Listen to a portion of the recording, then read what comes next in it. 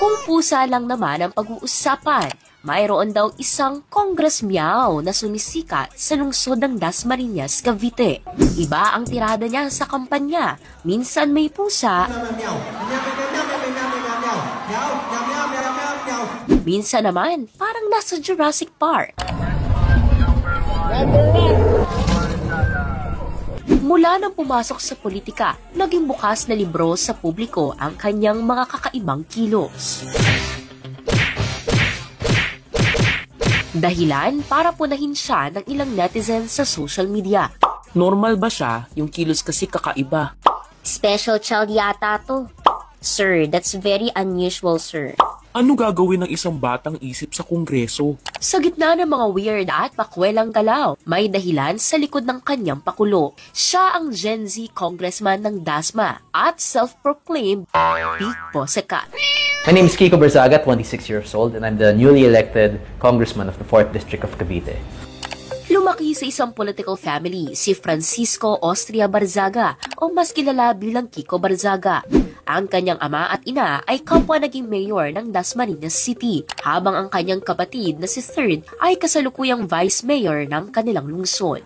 Ang tanong ng karamihan, bakit nga ba pusa ang napili niyang campaign style? I love cats, dogs, stray animals, nature. It's a very interesting topic. Kasi ako lagi akong nag-joke about sa pusa kasi madami akong mga pusa sa bahay. So inisip ko, what if ganun na lang din yung gawin ko sa kampanyahan? Mga pusa. Para mas enjoyable siya. Meow, meow, meow, meow. Bukod sa pagiging cat lover, gusto rin daw ipakita ni Kiko na kung ano siya sa harap ng kamera ay gano'n rin siya sa tunay na buhay. Well, what people see on the stage and what people see online, that's already who I am. Kasi hindi naman ako na kung ano ako sa entablado, iba ako sa personal. Ganun talaga ako. Like yung mga nag-boxing, yung mga nag-joke. Ganun talaga ako in person. Kaya kung ano yung magiging natural na assumptions nila based on what my stage persona is, that's also who I am in private life. Bagamat may mga natuwa sa paraan niya ng pangangampanya, marami rin ang bumatikos at kumwestiyon sa kanyang pagkatao. Pero para kay Kiko, bahagi ito ng political evolution. Aniya, ito'y magiging edge niya kontra sa kanyang mga magiging kalaban sa susunod na eleksyon. If it's weird, if it's something that they haven't seen before, then that's also normal, since politics is gradually evolving, it's gradually changing, and different campaign styles are being used and being made every election cycle.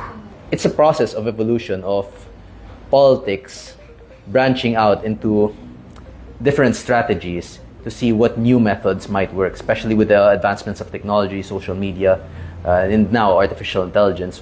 And I think that being more eccentric and being more open to those new strategies will give me an edge over other politicians in the future.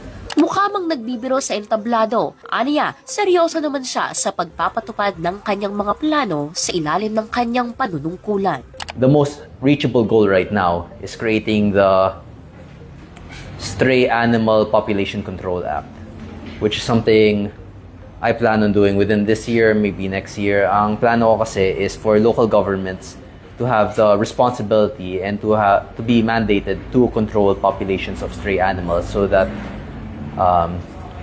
less animals would be on the streets. So we can decrease the population of stray animals on the streets.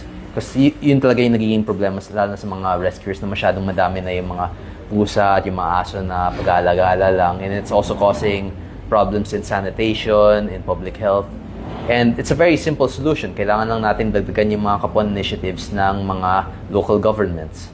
Well, secondly, and this will take much longer, I plan on reforming the party list system so it will provide proper sectoral representation. Ang plano ko kasi ay they will fight within their respective sectors instead.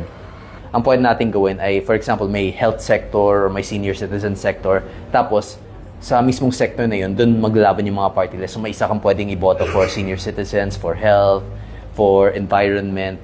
And then, COMELEC will decide on the qualifications necessary to be a representative of that party list. Nang tanungin siya kung may balak ba siyang tumakbo sa mas mataas na posisyon. Yeah, for president. That will be very expensive. So baka magmeow-meow na lang ako doon. Joke time na lang. Kasi isipin mong gagastos ako ng mga billion-billion para maging presidente, di wala man akong ganung pera eh. So ang gagawin ko, mag-meow-meow lang. I'll just have fun with it. Sa kabila ng mga batiko, sa tagumpay na nakuha ni Kiko ang pwesto sa katatapos lang na halalan. Sa mga bashers, see you next time. See you next elections. Talo muna kayo ngayon, pero hopefully, siguro, pag may mas malakas na kandidato na kayo sa 2028, di malay mo, baka may mapapala yung pagbabash nyo. Pero ngayon, mukhang panalo muna si Meow Meow.